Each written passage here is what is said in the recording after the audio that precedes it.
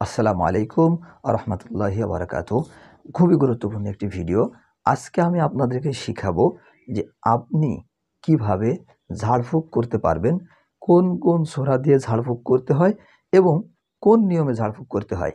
আপনি হয়তো ভাবতে পারেন, আমি তো হুজুর না, আমি তো আলেম না, আমি কি ঝাড়ফুঁক করতে পারবো? আপনি যদি সূরা নাস এবং ফালাক পড়তে পারেন, আপনি যদি সূরা ইখলাস পড়তে পারেন, আপনি যদি সূরা ফাতিহা পড়তে পারেন, তাহলে আপনিও ঝাড়ফুঁক করতে পারবেন। হ্যাঁ, আপনিও পারবেন। আসেন তাহলে কোন নিয়মে কিভাবে ঝাড়তে হয়। প্রথম কথা হলো, ঝাড়ফুঁক করা শরীয়ত ইসলামে জায়েজ আছে কিনা। হ্যাঁ, অবশ্যই শরীয়ত ইসলামে ঝাড়ফুঁক করা জায়েজ আছে। রাসূলুল্লাহ সাল্লাল্লাহু আলাইহি সাল্লাম ঝাড়ফুঁক করতেন। প্রথমত রাসূলুল্লাহ সাল্লাল্লাহু আলাইহি সাল্লাম যখন নিজে অসুস্থ হতেন, তখন নিজেকেই নিজে ঝাড়ফুঁক করতেন। এখান থেকে একটা জিনিস স্পষ্ট হলো, আমি যখন অসুস্থ হব তখন আমিই আমাকে ঝাড়ফুঁক করতে পারবো। আবার রাসূলুল্লাহ সাল্লাল্লাহু আলাইহি সাল্লামের কাছে যখন কেউ আসতেন, রাসূলুল্লাহ সাল্লাল্লাহু আলাইহি সাল্লাম তখন কখনো কখনো কাউকে ঝাড়ফুঁক করেছেন। আবার কখনো কখনো ঝাড়ফুঁক করার জন্য কাউকে অনুমতিও দিয়েছেন যে তোমরা ঝাড়ফুঁক করো, তোমরা এইভাবে করো। আল্লাহ রাসূল আয়েশা রাদিয়াল্লাহু তাআলাকে বলছে, যখন তোমার কাছে কেউ আসে মুখে সমস্যা বা শরীরে সমস্যা, বদনজরের জন্য যদি হয়, তাহলে তুমি এইটা পড়ে ঝাড়ফুঁক করো।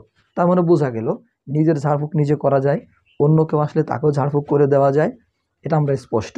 তাহলে আসেন কোন নিয়মে, কোন সূরা পড়ে কোন নিয়মে ঝাড়ফুঁক করব। হ্যাঁ, আপনি একটা কাজ করতে পারেন। যখন আপনি অসুস্থ হবেন, সূরা ফাতিহাকে বলা হয়েছে সূরাতুশ শিফা। এই সূরার ভিতর সমস্ত প্রকারের শিফা রয়েছে।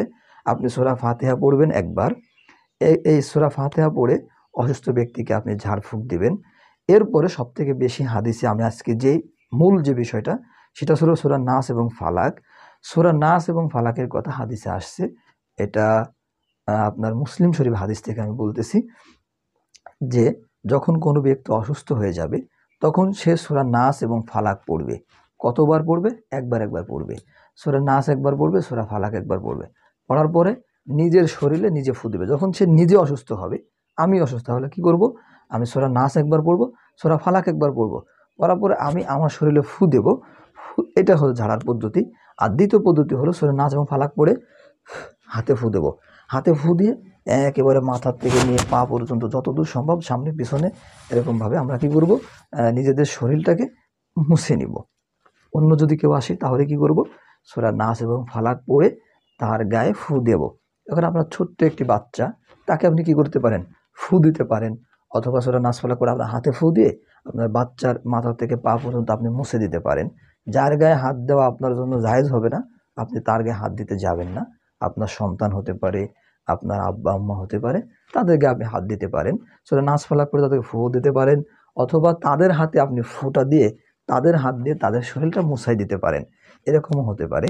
আশা করি আমার ভিডিওটি আপনার কিছু একটু উপকারে আসবে।